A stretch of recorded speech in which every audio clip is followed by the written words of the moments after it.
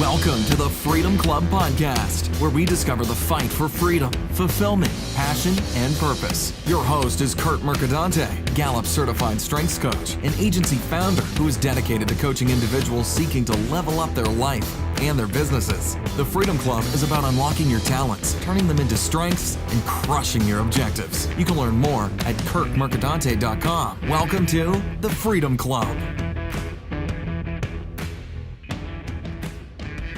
And welcome to the Freedom Club Podcast. This is your host, Curt Mercadante. It is Monday, May 21st, which means it's time for the Monday Motivator segment.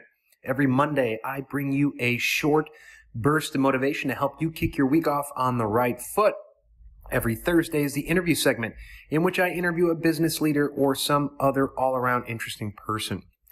For today's Monday Motivator segment, I'm going to share with you the audio of a talk I gave at DisruptHR Charleston last Wednesday. A video excerpt of that talk is getting a ton of positive attention over on LinkedIn.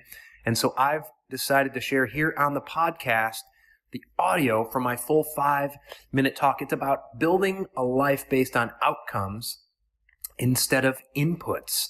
I really hope you enjoy this talk.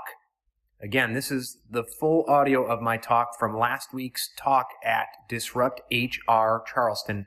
I hope you enjoy. Thank you. Thank you. So I want to start off with a little admission. You see, I cheated on something. And the slides you see above me, I've actually never seen them before. Because I've been diagnosed with a case of what's called extreme slidophobia. It's a real thing. Don't worry about it. And I've had it for a long time. And I've spoken around the country, and I've been told, and I've been able to escape the need for slides, but not today. And so when I was told I needed to have 20 slides, I freaked out. And so last week I was stressing out, and I was trying to craft my story to fit the slides, and that just wasn't working. And it dawned on me, my talk is about outcomes versus inputs, and the anxiety I was having about the slides were inputs that were unnecessary to the impact, the outcome I wanted you all to have for my talk. So I said, fuck it. I grabbed 20 random slides, and I sent them to Chad, and now you're seeing them today. So I want to talk to you about outcomes versus inputs, right? And I want to challenge each and every one of you to fight for an outcomes-based work environment instead of an inputs-based work environment. And what do I mean? Let's start with my definition of inputs. They are those universal truths handed down from generation to generation that may or may not make any fucking sense given the current circumstance. So let's take, for instance, 9 to 5, right? I was on the plane last night reading an article about a Harris poll out this week that finds that 63% of U.S. employees think the 9 to 5 mentality is antiquated.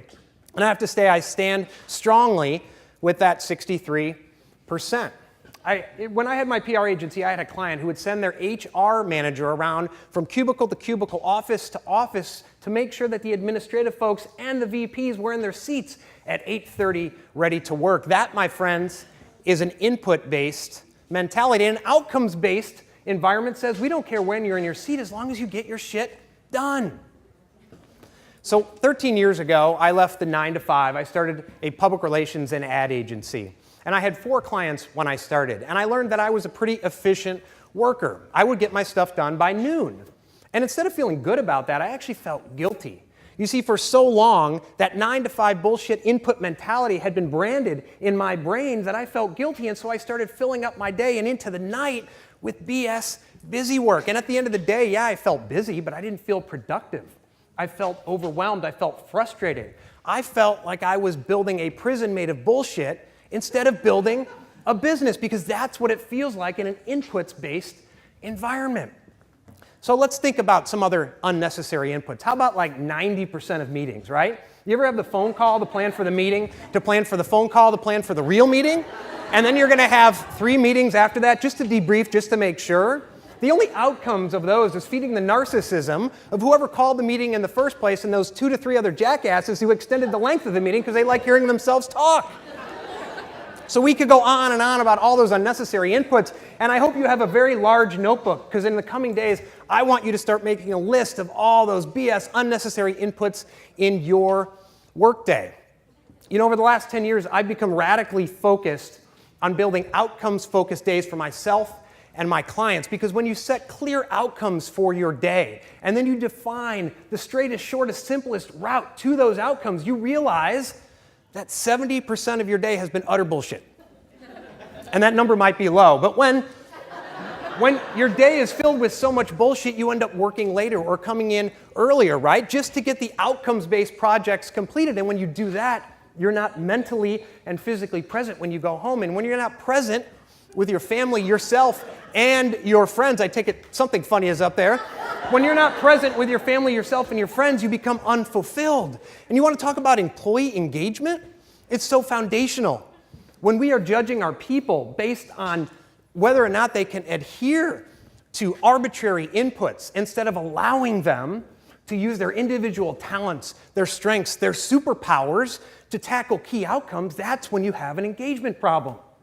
So that's why I want to challenge each of you to fight for an outcomes-based work environment. And beyond that, of all the speakers you've heard today, right? If you get excited and you're ready really to go out and disrupt, but you know in your heart of hearts when you go to your job, your management is going to say no because they favor simply doing what's always been done instead of truly disrupting, then I want you to speak up or ship out. Because if you stay in that work environment, you're going to be miserable. You're going to feel trapped. And yes, if you stay in that work environment without speaking up, you will be complicit in building a work environment that feels more like a prison than a business for you and your coworkers. I'm Curt Mercadante. Thank you very much.